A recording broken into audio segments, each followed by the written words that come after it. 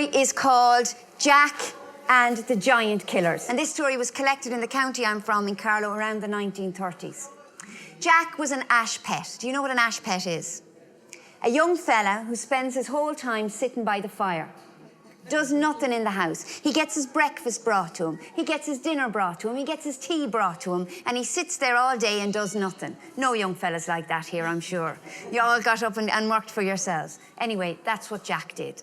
One day, for whatever reason it was, he took the notion to get up out of the fireside and go outside. And out the back of the house, just outside the kitchen door, there was a dung heap where from the barn, all the straw was put and the leftovers from the dinner were thrown. And it was a lovely sunny day and the dung heap was buzzing with flies. They were all around the place and they were annoying people and you'd be swatting them off. And they annoyed Jack so much, he picked up the shovel that was there by the side of the door and he swatted at the flies. And he hit such a grand number of them that a heap of them you couldn't count fell on the ground beside him. And he thought, I did that. Aren't I a great fella?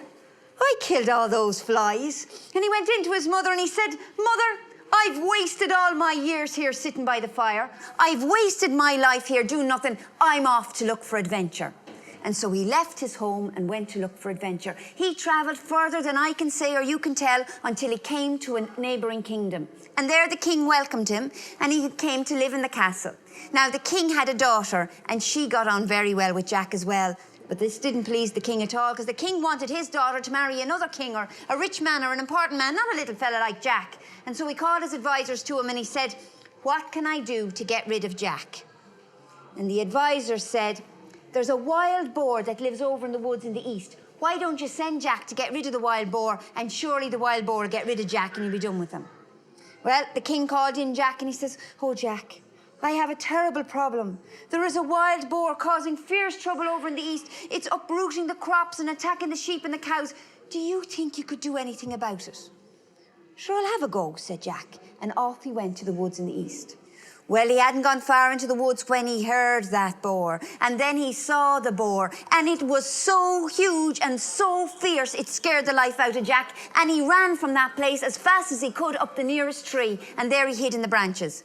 But the boar had caught a whiff of him. And it came and it dunted the tree and it butted the tree and it knocked at the tree till Jack came tumbling out of it. But as luck would have it, he landed on the back of the boar. He held on tight to the ears of the boar as it bucked and it kicked and it tried to knock him off. And as it raced around the woods, Jack held on. Out from the woods, it ran down towards the castle and the soldiers called out, jump off the back of the boar, Jack, jump. And he said, I can't. And so when it got close enough, the soldiers with their careful aim fired their arrows and spears and killed the boar. And Jack got off safely. Now the king's daughter had seen this and she said, isn't Jack so wonderful? And her father called his advisors and says, this is not working. What am I going to do to get rid of Jack? Well, said the advisors, over in the west. You've got that giant over in the west that's uprooting trees and stamping on villages and taking people away and eating their cattle and we need to get rid of him. Send Jack over to kill the giant. So the king called in Jack and told him his predicament, and Jack said, sure, I'll go and see what I can do anyway. And off went Jack to the west. He had barely set foot in the woods when he heard a voice booming over the trees. Fee, fi, fo, fum, I smell the blood of an Irishman. I'll use his bones as stepping stones and his blood as my morning draught. Ah, would you take it easy, says Jack. Take it easy and give a man a chance. What kind of a chance do you want, said the giant. Well, we'll have a competition of feats of strength. Right, says, what can you do? Oh, no, says Jack, you show me what you can do and I'll see can I better it. Right, said the giant. And so he went into the woods and he came out with a great big iron bar he had. Huge, big, thick, and probably as thick as this is here. Big iron bar he had. And he said, we'll have a hurling competition. And he put out his foot and balanced the bar on the end of his foot and then he kicked it up, hurled it up in the air, over the castle a couple of miles till it landed down on the ground. And then the giant went off to pick up the bar and bring it back for Jack to have his turn. Oh dear, says Jack. What am I going to do? If that bar goes on my foot, it'll squish me foot and squash me foot and break me foot into tiny little pieces. I can't be having that weight of a thing on my foot. And as the giant came back, he called out, I've got a brother as a blacksmith in a village about 20 miles away from here. He'd love that iron bar for to make horseshoes. Give it to me here and I'll hurl it down the 20 miles to the village. Well, the giant didn't want to lose his iron bar. It'd be very hard to find another one as big and as heavy as that. No, he says, it's all right, we'll have another competition. A soup drinking competition. Right, says Jack. How am I going to compete with a giant in drinking soup? But Jack had an idea. He went and got a whole sheepskin and he put it in under his clothes, and so that when he was drinking the soup he poured down into the sheepskin and the sheepskin filled out, but he didn't drink any of it himself. Well, he sat by the giant and bowl for bowl he drank as much as the giant did. And the giant was in awe at this young fella drinking all this soup and not showing any signs of being full at all, while the giant couldn't drink any more. And he eventually got to the state where he said, "Oh, Jack, oh, I don't feel well at all. I can't drink anymore. Oh, I don't feel well." And Jack says, "I have a great trick for when I feel like that." "Oh, what is it?" says the giant. And Jack took out his sword and he says, "I just do this." And he slit the bottom of the sheepskin he had on him, and all the contents came out on the ground. "Oh, that's great," says the giant. "Could you do that for me?" "Surely," says Jack. And he took the sword and he slit the belly of the giant, and all his guts came out on the ground, and that was the giant gone. Well, Jack took the head of the giant back with him just to prove he had done what he'd been set out to do. And he came to the king and he showed him the head. And the king's daughter saw it as well, and she says, "Oh, Father, isn't Jack so wonderful, so brave?" Father called his advisors and he says, "This is not working. What am I going to do?" And the advisor says, "He might have got on with one giant, but he won't get on with two. We've got those two giants up in the mountains that go around pulling up the trees and trampling the villages and terrorising the people. Send him up to get rid of those two giants." And so the king called in Jack, and Jack said, "All right, he'd go up and see could he do anything." Off he headed up into the mountains, and he hadn't gone far up into the mountains, and he didn't need to go far because he could see ahead of him the two great big giants, the size of them and the strength of them. They were pulling out whole trees out of the ground and throwing them up on a cart, the roots out there on the cart and all. And he thought, look at those two fellas, they're so huge and so strong, sure they'll squish me to pieces. And he went to look for somewhere to hide. And what was there near him? Only a great big old tree that was rotten in the middle. So he climbed into the middle of the rotten tree and he hid there. The giants were coming down the road towards him, and as they came to the tree, one turned to the other and says, "Look at that grand rotten tree there, sure that'll make great kindling for the fire." "Go and get it," said the other. So he went and he put his arms around the trunk, pulled it out of the ground, threw it up on top of the cart, and then the two giants sat up on top of that trunk and started making their way down along towards the valley.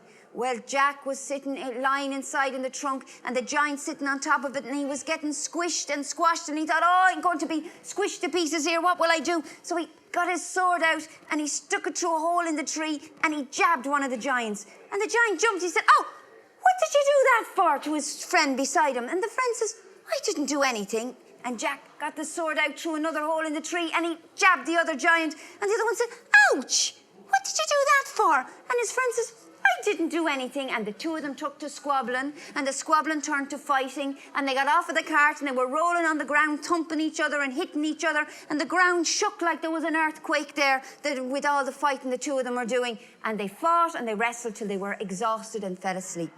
And Jack took his chance there, and he took out his sword and took the two heads off the giants and brought them back down to the castle and gave them to the king. And the king's daughter said, "Oh, Jack, you're so wonderful and so brave." And the father turned to his advisors and said, "Quick, we need something else. How am I going to get rid of Jack at all?"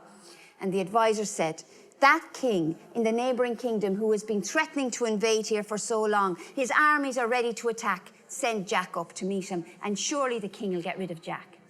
Well, so the king called in Jack and told him the problem he was having. This neighbouring kingdom wanted to attack, and he needed somebody to lead his army. And Jack said he would, as long as he had enough men and horses. "Fine," says the king, "I'll give you the men and horses." And Jack said, "I'll do it as long as they're equipped as well as I am." "Fine," said the king, "I'll equip them as well as you are."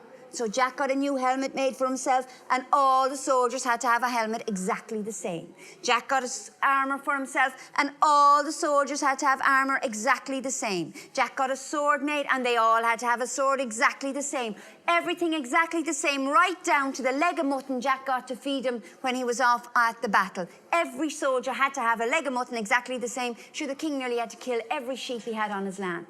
Well, when all was ready, the army headed off up to the plains where the battle were to be.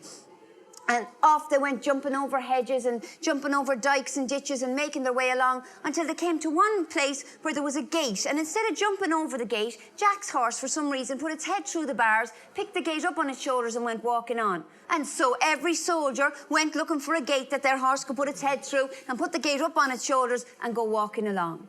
On they went until they came to the plain where the battle was to be. And Jack got off his horse, and all the soldiers got off their horses. He took the gate off the neck of his horse. All the soldiers took the gates off the neck of their horses. And up ahead on the hills, just in the distance, they could see the enemy army all laid out, ready for the battle.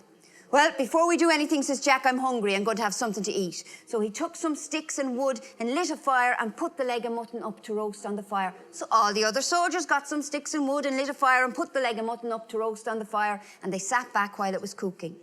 Now, in the enemy camps, there was a dog who had not been fed for a very long time. And he caught a whiff of the roasting meat coming from the camp across the plain. And he was so hungry, he made his way over to the camp. And he sat outside, just outside the edge of Jack's fire, sniffing the meat. And when he found a chance that nobody was looking, he grabbed hold of that leg of mutton and he went running back across the plains to his own side. "Oi," says Jack, "come back here with my meat." And he took a blazing log out of the fire and shook it after the dog and chased after it. When the army saw this, they all looked at each other and they all took a blazing log out of the fire, shook it up in the air and went chasing after Jack and the dog and roaring out.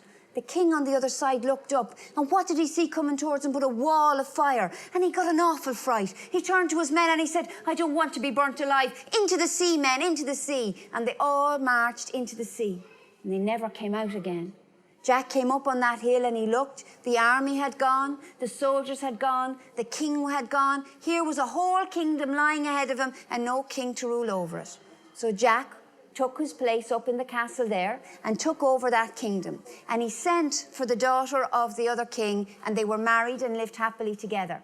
Now, whether that king felt he got his wish or not, I don't know, but one thing is sure, Jack didn't come back to that kingdom. He stayed where he was and was happy there.